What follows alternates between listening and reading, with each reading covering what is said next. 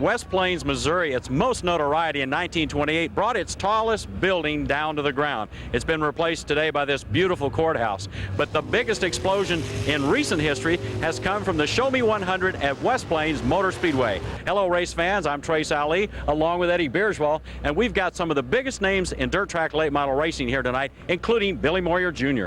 He's on the pole. He qualified fast time.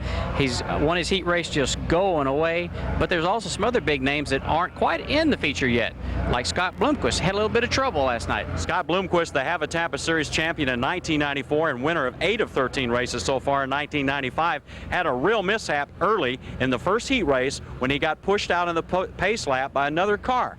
It damaged his car so badly he went ahead and competed, but ran at times with 2 wheels in the air trying to keep the car down because the front end was literally broken. The incident that led up to this particular problem for Scott Bloomquist began in Heat 1. It was very calm at the beginning. Of course, pole sitter and winner of the last 2 Show Me 100s, Billy Moyer, led the pack of 18 cars as they started the heat race. Wendell Wallace on the outside, a brother-in-law and competitor of Billy Moyer's. Right behind them, Scott Bloomquist was lined up, sort of ready to go, when suddenly 71, Don O'Neill, decided the race was on and took off. He thought he saw a green light, but unfortunately, all he saw was the 18 cars he crashed into it, Eddie. Well, as we can see here, Scott suffered some major damage, which is going to come into play for this car's handling. As we can see, he starts here on the inside second row. Right into the race he goes, and of course driving like he doesn't care if his car is the last car on the earth. But some of the other guys already are having trouble on a very hooked up wet racetrack, very tacky, very fast. A couple people get quickly to the wall. Jerry Buck's in the wall again. He's got some damage there. Looks like he may be out. Here's Scott. And of course Scott has the most damage of any race car on the racetrack, and as you can see, the left front wheel completely comes off the ground, and at times the entire front end of Scott's car will go up in the air. How he kept the control that he did and not go into the wall is beyond most of us. The winner of heat race number 1, of course, the last 2 Show Me 100s winner, Billy Moyer Jr. In heat race number 2, 3 wide almost from the start as Robbie Starnes shoots to the outside of Tony Carden. Clint Smith flies to the inside, finding a very wet racetrack. They resume the race, and Tony Carden starts to go a little bit inside himself as he pushes inside Robbie Starnes and makes some contact as they get into turn 1 and 2.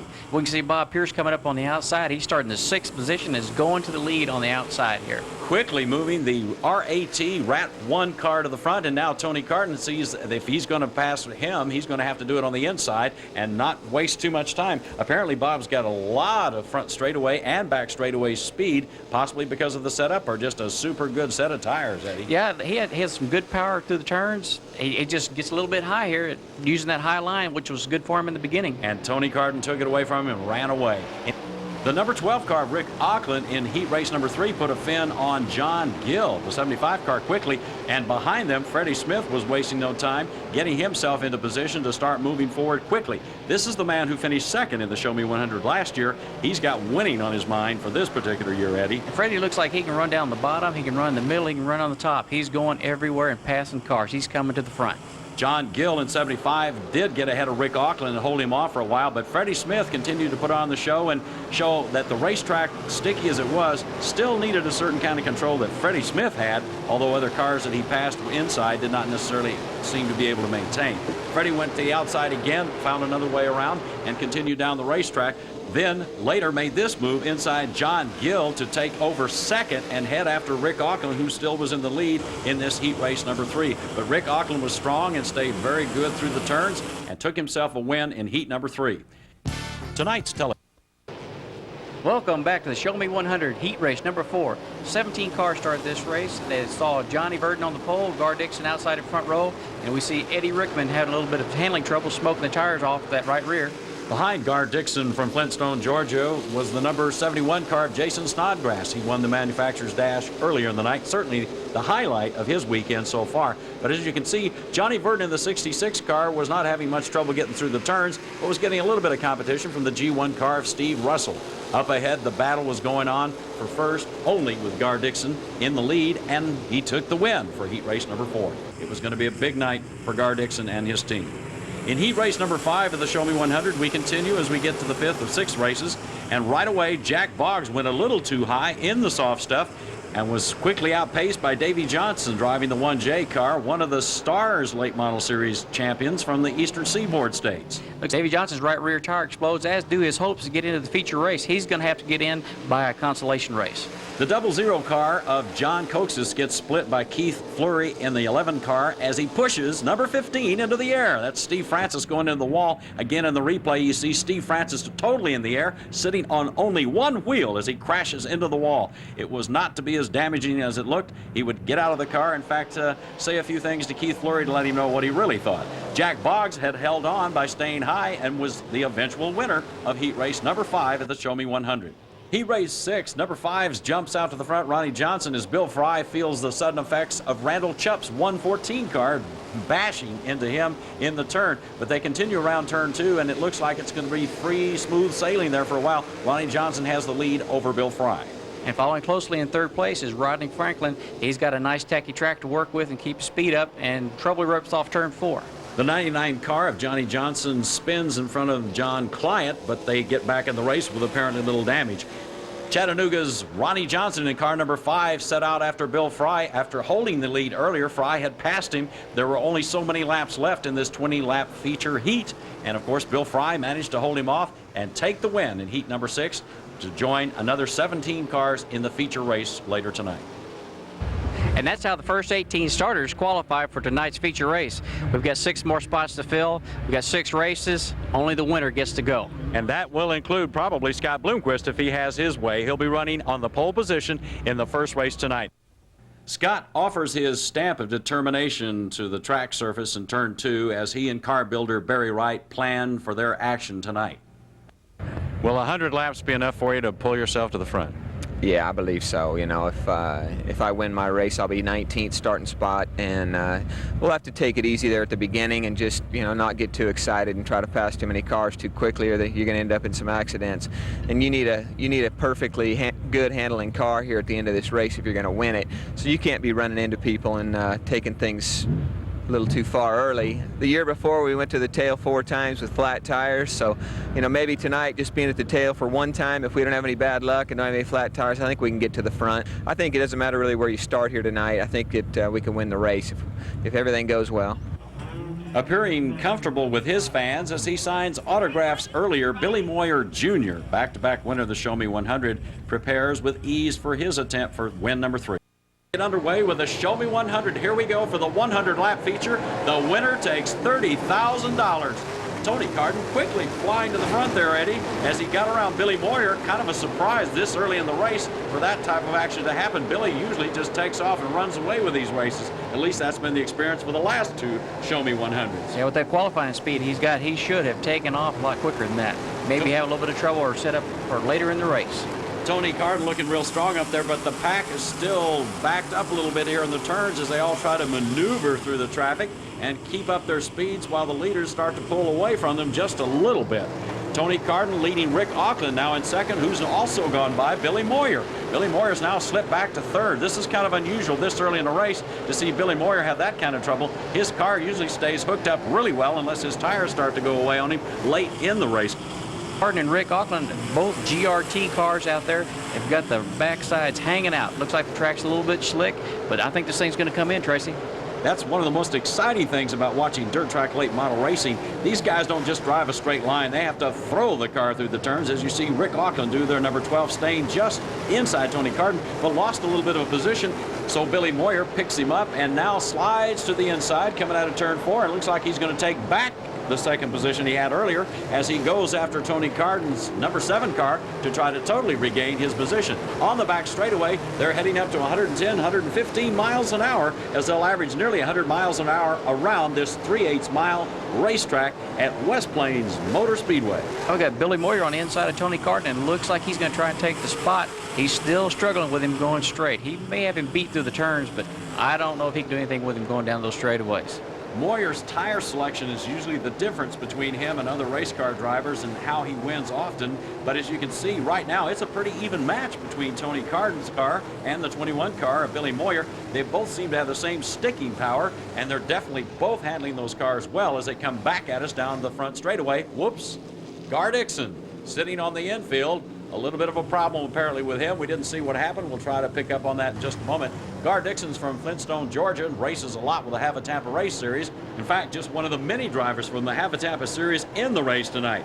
Eddie, here we go with lap number 7 on the restart as number 7, Tony Carden, stays up in front of Billy Moyer. Billy Moyer kind of regaining the control of the race he had earlier as he holds off Rick Auckland as they head back down around turn 3 and 4 and now come back on the front straightaway. And Rick Auckland looked like he really wants to get that spot back from him. He's putting the pressure on awful tough, and there's Mr. Freddie Smith, and he is coming strong. He's not going to let that 1 second penalty hurt him tonight.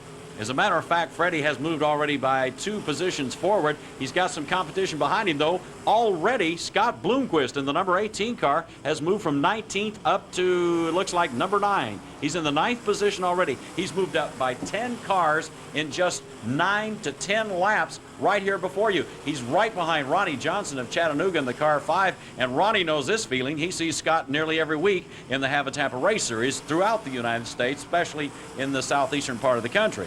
Well, that crew of his really did some fine work. They didn't only make the car look like it hadn't been wrecked, but they've got the car driving like it's never been wrecked, and he is coming through the field. Freddie Smith did a little smoothing back and forth there as he picks up on Johnny Verdon in the 66 car. His car is definitely hooked up, Eddie. It's got speed, it's got style. Also, he's got the driver, he's got the experience, and a lot of these guys have seen him in the mirror, and they do not want to see him in the mirror tonight. And as you can see, Billy Moyer Jr. has taken the lead again as we get past, I believe, lap 13 now on the Show Me 100. The laps are beginning to pile up a little bit as we get underway, and the speeds have definitely created momentum for all the cars. They're still sweeping through the turns, fighting a little bit on the inside there. Rick Auckland, of course, trying to overcome Tony Carden's lead, and it looks like Scott Bloomquist isn't going to wait on any. Well, we have a caution again, Eddie. Uh-oh. Once again, we've got another caution. Let's look around the track here and see if we can find out. The number 14 car of Larry Moore just went out with apparently some problem. We're going to have a restart real quickly as we roll right along. Here goes lap 14, the restart with Billy Moyer Jr. back in the lead. Tony Carden now in second. Rick Auckland holding up in third. And look who is up in 7th, just inside of Jack Boggs there. It's the amazing Scott Bloomquist. He is unbelievable. Look, if he's going for 6th here on the inside of Mr. Freddie Smith. That should be a team. If those two guys get hooked up there, we could see some real racing here in a minute. Bloomquist's problems from last night appear to be over at this point. Freddie Smith in the 00 races right alongside Bill Fry as they both try to battle for 4th. And Scott's already in 5th after starting back in 19th and overcoming a tremendous blow to his car in a heat race the night before. They've fixed that car to make it not only look great, they've made it run great again tonight. Well, they have got it going fast. Yeah, that's another thing. They don't want to probably have too much contact out here tonight, but as we have seen, these guys definitely will get together. Hopefully we don't have much of that. I know Scott's thinking the same thing, but he wants to get up front. This is the same man that says he would rather run through a wall than finish second. Freddie Smith, of course, had the fastest lap taken away from him when they added a second penalty for being a little bit light in the tech area after they went through their heat qualifying the night before. But he still looks strong, and I know Freddie well enough to know his determination is to not let Moyer repeat as a three-peat winner of the Show Me 100. Billy's car looks smooth, though, and at this point, he's got the track nailed and looking very smooth through each turn, perhaps the smoothest of almost all of them. I see him actually slinging the car less. Rick Auckland's pretty smooth, and he seems to be catching up also as he continues to hold on to second behind Moyer as we continue with the Show Me 100. But here in the background, it's Freddie Smith battling inside Johnny Verdon. 2 fast cars, 2 fast drivers who know how to compete on a racetrack. I think we got Rick Auckland and Billy Moyer up there being smart. These guys up there look like they're saving their cars, as you said, being smooth. They're letting these other guys do all the racing. Hopefully they'll wear their tires out. That way they won't be able to put too much pressure on them when it comes down to the wire.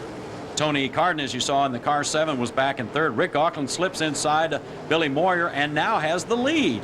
He did it so smoothly, I thought for a moment we were going to a caution there. But look at the speed. It's so smooth and so perfect on the racetrack that even Billy Moyer, I think, was caught a little bit off guard by Rick Auckland's move, which just simply slid right by him. Just when we think they're getting conservative, these guys just pull out all the stops and go for it, don't they? Rick Auckland has led many a race this year. In fact, he led 90 laps at Kingsport, Tennessee when a motor axle problem occurred, and out he went. Scott gets sideways and almost loses it, goes over the rumble strips. He's inside the racetrack, but he's right back out there again. And here comes Wendell Wallace on the outside. These two have banged together, with Wendell Wallace coming out the winner in another Hav-A-Tampa race earlier this year. And no matter where he goes, Scott Bloomquist has competition and rivalries set up everywhere. 2 or 3 cars deep, every racetrack he covers. Tony Carden is running third, as you can see in the 7 car, still looking very strong, and he may be just playing a waiting game at this point to conserve the car and a little gas and maybe a few tires so that he'll put on a serious run at the end. Now, Freddie Smith, that's a little different story. Freddie Smith runs a harder tire compound so that he can run as hard as he wants to and not worry about running the tires down till he gets to the end of the race. That might be some of that veteran experience there, Tracy. He knows how to handle these tracks. He knows what he needs to use to be able to go out there and manhandle one of these cars. I think had he been able to keep his pole position spot, he may have done a little bit different. The Show Me 100 is showcasing some of America's finest dirt track late model race car drivers and some of the finest cars built and maintained by race teams. You're seeing the cream of the crop here, folks, and they're racing for a $30,000 first prize. A total of $142,600 will be awarded to these 24 people you're watching right now on your television screen. Gar Dixon on the outside, now being pushed a little bit by Rick Auckland as he tries to continue to move ahead. Gar's apparently slipped back, and Rex McCroskey was bringing up the end of the race. Now he's being pursued and has become part of a lap traffic problem for Rick Auckland, who can't seem to move just at this time. As close as all this field is to qualifying and racing, it's hard to believe that we are having lap cars, lap traffic. Looks like we've got a caution now as the car 22 car of Alan Vaughn leaves the track, as well as the Wendell Wallace car, number 6. Looks like maybe a short night for those folks. Well, they could be out of the race. We'll find out in a moment if they're having serious trouble or not. Scott Bloomquist, the number 18 car, the winner of 8 of 13 Hav-A-Tampa races in 1995 so far. And the question is, can he make the Show Me 100 his? We'll find out. Stay with us. For you, Bill, for next season. The race resumes with lap number 28. This is Trace Alley along with Eddie Beerswell. We've got racing to do. As Rick Auckland shows the way, he's got the point right now, and, well, he's not too closely followed in tow there by Billy Moyer. Billy's got a little pressure on him. These guys look like they've got some setups that are working pretty well. The track seems to be getting a little bit tackier. We're going to see who really did pick out the right compound of tires and the right spring setup for their car tonight, Tracy. Eddie, since you've come from Winston Cup racing on asphalt, is this a factor in this particular race that these guys might be drafting a little on each other or not? Well, you bet, Tracy. The way these cars are built, with the sloped down nose like that, the small roof, the big spoiler in the back, and the open back end, will really suck a car right up there on their back bumper, and that will help not only with the handling of the car, or not so much help it, but it'll change the handling of the car, but it also made it a little bit for their fuel mileage out here, which could become a critical thing late in the race. The number 7 car with Tony Carden making a drag race out of it with Billy Moyer Jr. Billy still working to come back to the front and hold on to that position that he held for the previous 2 races while he won the Show Me 100 in its initial year and last year. He's running for the 3rd time for that $30,000 first place purse and hopes, along with his wife Joyce, to cart it home back to Batesville when the race is over tonight. I bet Joyce let him spend about as much as he needs on that race car to keep that thing as fast as it is. That's right. She handles the concessions, and if Billy goes fast, wins races, she sells more T-shirts. You bet, and that way they eat better, too. Tony Carden out of Greenbrier, Arkansas, still holding off Freddie Smith. Freddie, I don't think is having any problem getting around him. I think he's just simply driving a little bit conservative here, holding the tires and the engine in check just enough so that when he gets down to the latter stages of the race, he can zoom ahead and start to go after the lead. But the combination of the momentum of the number 7 car followed by Freddie Smith seems to be creating a line that's getting a little bit quicker than Moyer's at this point, although Moyer continues to slide right through the turns, maintain an even keel, and stay right up with them going sideways through the turns with hardly any effort and not falling behind. Freddie Smith in the 00 car has a lot on his mind. He had a penalty of a second added to his super 13.905 lap speed last night. Unfortunately, they took it away because he came up light on the scales, Eddie. I tell you what, that is a bad penalty, but it's better than what they could have done. They could have just sent him home. As we see, a car looks like he's heading home in the pits off the back straightaway. And by the way, Tracy, Alan Vaughn and Wendell Wallace both are back in the race. As we get ready to restart the race on lap 35, we've got Rick Auckland, Billy Moyer, looks like Tony Carden there in third of the lap car on the outside, and they're off and running again. Looks like the track's starting to dry up a little bit, Tracy. You're starting to see that dust that we talked about earlier. You can see how it just tunnels off those cars. They will be using that draft a little bit tonight. Rick Auckland's speed in the 12 car, though, indicates that he's more or less ready for the track to dry up a little bit. Billy Moyer going a little high to the outside. Tony Carden looking like his front end got mashed around a little bit, pushed out of shape, but still holding a great line through the racetrack turns there and staying right up with Billy. Seems to catch up with him a little bit better back in the other set of turns and gets a little behind here. But, of course, running third right now behind him is Freddie Smith. This could be very interesting because Freddie, now that we begin to approach the mid part of the race, knows that Scott Bloomquist has made so much progress that perhaps his plan to hold back a little bit is now behind him, and he better get back out there and start to run. We've talked about how smart Freddie Smith was, and I think Scott Bloomquist may be the smartest guy out here because he let Freddie Smith do all the dirty work, and he's just tiptoed right in there behind him. That's true. Keith Fleury in the G11 car is being lapped here shortly, I believe, by Rick Auckland. He is your leader. The Fargo, North Dakota native is now driving the Curtis Equipment number 12 car beautifully and running quite a bit throughout the country. In many, many race situations he's found himself in this year. He's been very successful. Johnny Burton driving one of the GRT race cars in the 66V car you see right here on your screen is being pursued right now by Scott Bloomquist. And of course his job is the biggest one on the racetrack, and that's to keep Scott from going ahead and chasing the rest of them down. I tell you what, they're going to have a hard time chasing down Mr. Freddie Smith there. He is really doing a good job. He's getting up there, he's worked his way up there, and he's just letting them apply their own pressure as we talked about earlier. In last year's Show Me 100, Freddie ran second most of the race directly behind Billy Moyer, the car you see, the 21 car there on the outside. Tony Carden has jumped ahead. He's going around Billy. Again, he's finally found a way to get around him. Again, this might be a result of the fact that Billy Moyer tends to run a little softer tire compound, that as the race gets underway and runs longer and longer, the momentum builds, the heat builds, and his tires, although softer, tend to get a little bit stickier up to a certain point and then begin to go a little bit backwards. But right there, he sticks it in again, and Freddie Smith comes right with him. It looks like he has used up a little bit more racetrack. He tried to get down on the inside there, and his car just didn't seem to want to stick. As Tony Carden's car and Freddie Smith's car, they're just running the bottom. They're going to just keep working their way around these other guys that are a little bit too soft and running the high line. Freddie Smith has now moved inside Billy Moyer. He's ahead of him for the first time in the race. Billy's car is definitely going backwards a little bit here, Eddie. And coming to complete stop up there in turn 4 is Donnie Barnhart. Looks like we may have another caution brought out for us here. Donnie Barnhart is from Little Rock, Arkansas, and could still be a major factor in this race. He is in many others. There's a lot more racing ahead in the Show Me 100. Stay with us here in West Plains, Missouri.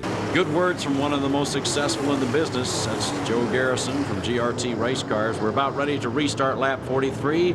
Rick Auckland takes the lead. Tony Carden dives inside, fully in second. Now ahead of third place, Billy Moyer. Johnny Verd's in 5th place, all over the back of Freddie Smith. It looks like they're going to try and move their way up through as they get by some lap traffic of Keith Fleury on the outside.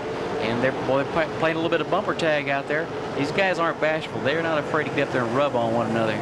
Freddie Smith in the 00 car is definitely getting more aggressive because right behind Verdon, as you mentioned, is Scott Bloomquist in the number 18 car. Scott's car is strong, and worse for all the competition is the fact that Scott is definitely getting faster.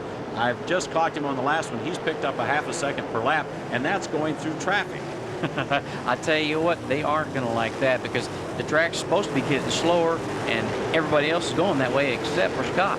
Scott seemed to have found a setup that would work both dry or on a wet, tacky track, and he's using it to his advantage. He's not really too concerned about getting to the front. Last year, he went to the back 4 times with tire problems and managed to finish second in the race. So actually, by starting, as he said earlier in the interview, only 1 time in the back, it ought to make this a lot more fun for Scott Bloomquist. Yeah, I'll tell you what, starting back's no fun no matter what kind of racing you're doing, unless you and all the other fast guys are back there. But back there by himself is the only fast guy. He's got a lot of stuff he's got to get through to work his way to the front, if he can even get there. Like you said last year, he was back there 4 different times. And like Mr. Earnhardt, Dale Earnhardt that is, he's not afraid of a challenge. He likes to come up from the back. He knows his car is very capable. I tell you what, and that's what makes racing sport more of a sport, watching that come from the back stuff. That's the stuff that gets all of us as fans excited. Tony Carden still holding off Billy Moyer. While up ahead, Freddie Smith in the 00 car is through with messing with lap traffic. Now he's concentrating on his line, Eddie, and making it as smooth as possible so he can perhaps gain some speed and a little distance on the leaders. Well, he's looking like he's really getting smooth out there. These guys are starting to find out where they want to be on the bottom, on the top. he gets away from that line of traffic like that, he can go out and experience a little bit, practice a little bit, and see what he wants to do for later laps. John Gill in the 75 car is ahead of 66 Bill Fry, also one of the GRT race team cars, but I'm not quite sure if he's on the same lap at this point. I do believe he is. John Gill ran strongly last year, actually was in the top 5 most of the race. And here comes Freddie Smith again. He's still looking awful smooth out there. He's got the very bottom working there, and as we see a few guys running up high, looks like Billy Moyer's trying that high line still. And by the signs of the dust you see trailing the cars, obviously the strategies have begun to change a little bit for some of these cars. Scott Bloomquist all of a sudden seems to be working the high side, goes around Johnny Verdon. He just made another pass. Now Billy Moyer knows that Bloomquist is there, tries to take advantage of the surprise on the other cars' faces, so to speak, and tries to move on ahead of Bloomquist. Now he knows he's got to find another car to sort of keep Bloomquist to the side of him by pushing together as a pair and maybe closing down the size of the track for Scott. Scott is looking stronger and now beginning to pick up speed when he wants it. I tell you what, he is all over him on the inside. If we can get Moyer to keep some traffic on the inside of him, he can keep him scraped off because it looks like Bloomquist wants the inside. Bloomquist picking up a little bit on the low side there, Eddie, getting a little bit of the wet part of the track still under his tires, but he seems to go right back up, pick up some of the dry stuff and run just fine there too. He's caught up a little bit behind Tony Carden, but he's chasing Tony Carden, who is sitting in third, and Billy Moyer is trying to stay on that high line, which seems to work for him. It keeps him in the race, and every now and then, like you just saw there, jumping into turn 3, it'll give him a little boost and he'll pick up some time and a little distance on the rest of the track. Yeah, Billy looks like he truly has his car set up for a good, hot, dry track because he's up there and really making some dust. Bloomquist so far hasn't really told us whether he's going to stay low or high. He seems to be anywhere on the track he wants to go. He's got the speed here on the straightaway. Moyer staying high, of course, and holding him off a little bit. But Tony Carden, of course, is an obstacle that's helping Moyer at this particular point. The two of them running together can hold off Scott for a while, but apparently, and it looks this way to me, Bloomquist has enough power in that Cornet engine to possibly even shoot between them. So maybe they're going to try to work even a little closer together and try to hold him off just a bit more. As we see Johnny Verdon tiptoe down into that wet stuff as he leads his teammate Bill Fry. And I think he's going to try it at both ends. He's trying to get down there where that tacky stuff's at. He must be keeping an eye on Bloomquist up there in front of him. This may be an assumption on my part, but earlier it looked like to me the 266 cars were ganging up just a little bit and holding up some traffic behind them. One of them might have been the number 18 car. Can't blame them for that. That's one of the advantages of having a team car. That's right. Works to everyone's advantage. If Jeff Gordon and Terry Labonte can do it, why can't these guys? That's right. Number 18, Scott Bloomquist. You're looking at one of the leaders in American dirt track late model racing. One of the finest, one of the fastest, and right now one of the winningest drivers in dirt track racing for 1995. Johnny Verdon in the 66 car frequents a lot of short tracks in Arkansas and Missouri and makes life miserable for a lot of people. He wins a lot of races. He really does, Eddie. He's up here knocking on the door right now. He's not letting anybody get away, and he's truly got a different line than anyone else. We keep seeing him hang that left front tire off into the grass out there. I just saw Blackjack Boggs, the B4 car, slightly ahead of Freddie Smith, who's catching lap traffic. Jack's car has slipped way back and slipped badly in the race. A big surprise for the Grayson, Kentucky driver because he normally is at the front. We've seen him win races already this year, looking absolutely strong. And you're watching the Show Me 100 from West Plains Motor Speedway. We'll be back. Most of dirt track late models' finest in America. Ready for restart lap 63. Freddie Smith in the 00 car from Baton Rouge leads the charge. Rick Auckland in second place follows him as they get back underway, heading up to 100 miles per hour and beyond at the Show Me 100. As we can see, we've got Freddie Smith up front. He is the established veteran here. This guy really knows what kind of setup he needs to run these long races. These cars get hot, the tires get hot, they lighten their fuel load, as we can see their fuel cells in the back. These things really get ill handling after a while unless you pre-plan for this thing. Most of the race teams, of course, are experienced enough in this particular level of racing to make that adjustment early on before they actually start the race. But even the best drivers can miss it altogether. We've got some in the back of the pack already. Rex McCroskey there being passed by Scott Bloomquist. Bloomquist going around 2 or 3 cars there at the end of the lap, now pursuing Tony Carden in the 7 car. And this is getting more amazing by the moment, ladies and gentlemen. Scott has come from 19th. He's now bugging Tony Carden in the 7 car for 3rd place, and looks like he just might be making the move right here. Here he goes high to the outside. Tony's back a little bit, slowed down a little in traffic. Rick Auckland still ahead, following 1st place Freddie Smith. But here comes Scott Bloomquist. The leader, Freddie Smith, has got to find a way to pick up a little more speed here, Eddie.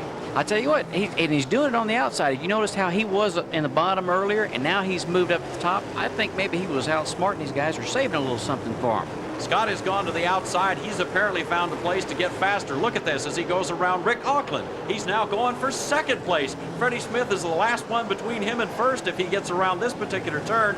And around 2nd place, Rick Auckland. And he's staying high and sliding just a little, and he's got the power. And the rate he's going, I tell you what, it's not going to take him but a lap, maybe 2. He's going to catch Mr. Freddie Smith up there and probably get past him, because Freddie's still running down low. It looks like his car hadn't come alive yet. He may be waiting for a little more heat. Well, there he goes. He's running up high. He sees that car coming in the back of it. Freddie saw Scott Bloomquist in the 18 car move high and start to move around traffic, so he's gone right up there too. I'm sure the crew on the radio said something about the fact that Scott was going high and getting some speed, and probably Freddie ought to get up there and slow him down a little bit. They probably told him he is coming. That's what's happening. Freddie knows this, but Freddie's got a great-looking car, still very smooth in the turns, and though he has changed the line on the track, gone a little high like Scott has, looking for a little more speed and a different groove that seems to be not quite as worn down as the low side, Rick Auckland continues right between them. But right now, although in 2nd, it looks like Scott Bloomquist is going to take himself real close to Freddie Smith here before too long. And meanwhile, we've got Rick Auckland jump back on the inside of Scott Bloomquist and taking that position back away and really putting the pressure on Freddie Smith up there. And that creates a dilemma for, of course, Freddie Smith in the 00 car, because now he has to go back down low to keep Rick Auckland from going past him. Now he's really playing some kind of tag. He's trying to stay ahead of both Rick Auckland and, of course, the high side with Scott Bloomquist. Bloomquist has got the speed on the high side, but Rick Auckland now has it on the low side. Yeah, some of these guys still look like they're chasing their car down, because the cars are changing because they're getting lighter as they go. The fuel load gets less, and looks like it's going to be a little struggle for some of these guys to find out where they need to be in these last closing laps. And as those cars get lighter and the tires get a little more worn down, of course, that changes how the car handles for you, causes you to look for a different line or try to figure out a way to keep your momentum going without losing position. Freddie Smith is not losing position. He's holding number 1 right now in the Show Me 100. He ran 2nd last year for about 69 laps, and then, of course, a mishap slowed everybody down in the field and couldn't continue. John Gill, the number 75 car, he's got a problem. I think this is the 2nd time tonight he may have had a problem. Looks like he's going out. And we're going to pick right back up with a restart on lap 73. We still have Freddie Smith up in the lead, Rick Auckland 2nd, and they've got the green flag out, and these guys are flying. They're coming down the front stretch here, and looks like Freddie's going to hold them off. And we see some action up here on the outside, and who else could that be but Mr. Scott Bloomquist coming by him on the outside. Scott has gone around Rick Auckland into 2nd again. This is the 2nd time in the last few laps that he's done this. Again, with the tires slowed down a little bit, they cooled down just a little bit, and it seems like Freddie Smith has kept his momentum, but Scott has gotten a lot more momentum. He's now challenging for the front. He's on the high side on the turn. Here they come. It looks like Scott is moving into 1st place. That is the first time tonight Scott has taken the lead after starting 19th after serious problems getting into this race earlier. Well, I tell you what, you just don't see people move up through a short track field like this. This guy just drove around both of them. I don't know what he's doing out there. I think he's saving. He's got to be saving up some car for this. He is really going to be tough to get back around now. Only 1 or 2 race cars in the entire United States can move up through traffic like that. And Scott Bloomquist has not just come from 19th up through traffic. He's come up against some of the fastest and the best. Freddie Smith is one of the best in the country without a doubt. And Rick Auckland is certainly no slouch, so you've got some of the top cars running ahead of Scott, but he's dragging them in, pulling them down, and passing them right on by. I tell you what, he's really just made this look so easy from up here. I can't believe the way he's gone around these guys on the outside. They're still trying to battle him battle up to him down there in the bottom. I don't know why they won't move up and try his line. They were fast earlier up there. I guess they're afraid to get out of what they know has worked so far rather than slip back at this late stage of the game and possibly lose what they've already got. That could be part of the problem. And again, we don't know what the tire wear that they're dealing with is at this point in each individual car situation. Scott Bloomquist looking flawless, very fast, and taking the lead and running away with it right now at the Show Me 100 at West Plains, Missouri. Tony Carden has re-entered the picture. Now he's back into, I believe, third place, still being pursued by Johnny Verdon back and forth. And on the outside of him, it's Billy Moyer, still trying to find a way to get back towards the front, keep himself in the top 5, and maybe have enough to find a way to get back into that last 10 laps and pursue Scott Bloomquist just one more time and try to take his third win. It's going to be a long haul for Billy. I hope he can find himself back in the top 5 soon. He's been slipping back ever since about lap 63, and I'm not quite sure what's wrong with the car. Tony Carden is back in the race, but up ahead of him, Rick Auckland is falling behind as the battle for first place goes away from him, and Scott Bloomquist leads all of these race cars after starting with 24 cars in the 19th position. As we see the 15 car, David Turner, pull down and give the front cars a little bit of room to get up there and race for that number 1 spot. He's going to keep an eye on these guys, see if he can learn up a little something he can bring back with him for the next Show Me 100, as Scott Bloomquist still is walking away from the field. And learning in second place, Freddie Smith, is the frustration of watching Scott Bloomquist, who has taken the lead away. As we get to the closing laps, let's take a look at the current standings. Of course, we've got Scott first, and we've got Freddie Smith in second, Rick Auckland third, Tony Carden fourth, Johnny Verdon fifth, and Billy Moyer in the 6th spot. And all of the other cars, including Pete Parker in the 10 car, are hoping to find a way to get at least into the final top 10. There's a lot of money associated with this race. At the worst, even if you finish last, you've got $2,500. The winner takes $30,000. And Rick Auckland knows this. That's why he's still making a run to try to get back up to the front. Rex McCroskey in the 64 car, last year's MLRA points leader. 18 is the car you see on the screen. That's Scott Bloomquist, Hav-A-Tampa Series champion for 1994. With 2 laps to go, he may be winning his first Show Me 100. Billy Moyer won the 2 years before this. He's in 6th right now. Freddie Smith is making a push on the inside to try to catch Scott Bloomquist. Will he be able to reel him in? We don't know. Stay with us. 1 more lap to go to the finish. Here comes Scott Bloomquist looking for a checkered flag. He's got 1 lap to go. He'll take it inside. He's going to go inside John Dill, who's returned one more time. He's on the back straightaway, running with all-out speed. Nothing is slowing Scott Bloomquist. He's running for the front. He's taking the lead. He's going to the checkered flag and wins the Show Me 100. Not only does he win the race, he wins $30,000. He gets to take home to Mooresburg, Tennessee. Scott Bloomquist has done it. He came from the back and took all the money. Scott takes a victory donut there and heads to the tech inspection. We'll have an interview in a moment. Scott Bloomquist drives to the victory stand while we take a look at the final results. Of course, Scott in first, Freddie Smith comes in second, Rick Auckland in third, Tony Carden in fourth, and Johnny Verdon from Greenbrier, Arkansas in fifth. In 6th is Billy Moore Jr., Alan Vaughn, Bill Fry, Ronnie Johnson, John Gill. In 11th, it was Mike Jewell, followed by Randall Chupp, Pete Parker, Larry Moore, and Rex McCroskey. In 16th, we've got Rodney Franklin, David Turner, Wendell Wallace, Donnie Barnhart, and Keith Fleury. In 21st, it was Gar Dixon, 22nd, Jack Boggs, 23rd, Mike Bugner, and 24th was Bob Pierce. $142,600 paid out to all 24, $30,000 to this man. Let's talk to Scott Bloomquist. I'll tell you, the way this season's been going, we've had a heck of a year with earnings, and we've been saying, this could be the new standard in income for dirt racing. If we might be able to set it this year, we don't know yet, but the way things are going, it's been extremely well. We're over 150,000 already this year, and things are going extremely well for us. We had some luck last night not getting taken out completely, and I was so concerned about even being in this race today because anything could have happened in the Consolation races the way the track conditions were. So we were really concerned that we might not even be in this race. The outside looked fast on the start of those consies, and Clint looked like he was going to run good. And, just really I was uptight about that. I knew once I got in the race it was just time to get our game plan down and go to work like normal because 100 laps is a long time, but getting in it was the work. Don't miss this. This could be one of the biggest races in history in Mid-America, Eddie.